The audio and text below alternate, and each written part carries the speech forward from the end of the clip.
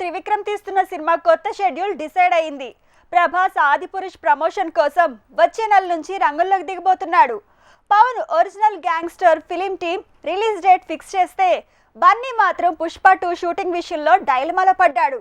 ఇలా ఈ week kick ఇచ్చే నిర్ణయాలు, వాయిదా పడ్డ షూటింగ్స్ తో లెక్కలు మారాయి. ఆదిపురుష్ సాంగ్ వచ్చినప్పటి నుంచి ఈ మూవీ మీద పాజిటివ్ ఎక్స్పెక్టేషన్స్ పెరిగాయి. ఇక ప్రభాస్ కూడా మే నుంచి ఈ సినిమా ప్రమోషన్ కోసం రంగంలోకి దిగనున్నాడు.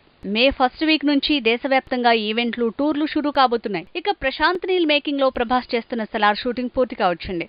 రిలీజ్ కి ముందే ఈ సినిమా బిజినెస్ షురూ అయింది. కేవలం ఓవర్సీస్ రైట్సే 100 కోట్లు పలికాయని తెలుస్తోంది. ఈ నెలాఖరులోనే సూపర్ స్టార్ మహేష్ బాబుతో త్రివిక్రమ్ తీస్తున్న సినిమా తాలూకు కొత్త షెడ్యూల్ షురూ కావాలి.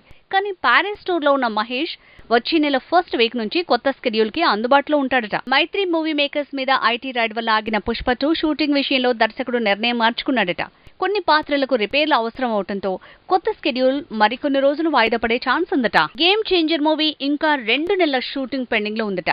ఇప్పుడు ఫ్లాష్ బ్యాక్ సీన్లను పూర్తి చేసే పనిలో ఉన్నాడు శంకర్. ఇక ఇందులో డ్యూయల్ రోల్ చేస్తున్న చెర్రీ ఉత్తరాంధ్ర యాసలో మాట్లాడేందుకు ప్రాక్టీస్ చేస్తున్నాడట. యంగ్ టైగర్ ఎన్టీఆర్ తో కొరటాల శివ తీస్తున్న మూవీ తాలూకు కొత్త షెడ్యూల్ భారీగా ఉండబోతోందట. 12 కోట్లతో మరో కొత్త సెట్ వేయబోతోంది ఫిల్మ్ టీం. అది ఇంటర్వెల్ సీన్ కోసం బ్లాస్ట్ చేసేందుకు వేసిన సెట్ అంటున్నారు. నటసింహం బాలయ్యతో అనిల్ రావిపూడి తీస్తున్న సినిమా తాలూకు షూటింగ్ స్పీడ్ అందుకుంది. దాదాపు 2 వారాల పాటు యాక్షన్ పార్ట్ షూటింగ్ ని పూర్తి చేసేలా ప్లాన్ వేసింది సినిమా టీం. ఆ తర్వాత 3 నెలల్లో టాకీ పార్ట్ పూర్తవుతుందట. పాటలు ప్యాచ్ వర్క్ కి మరో 2 నెలల టైం తీసుకోబోతున్నాడట అనిల్ రావిపూడి. ఇక పవర్ స్టార్ పవన్ కళ్యాణ్ తో సుజిత్ తీస్తున్న మూవీ ఓజీ ఫస్ట్ షెడ్యూల్ కూడా స్పీడ్ అందుకుంది. కాకపోతే ఈ సినిమా 2025లో రిలీజ్ ప్లాన్ చేశారట. ముందుగా సమ్మర్ అనుకున్నారు, కానీ పవన్ పొలిటికల్ జర్నీ వల్ల 2025కి విడుదల ప్లాన్ చేసిందట ఫిల్మ్ టీం.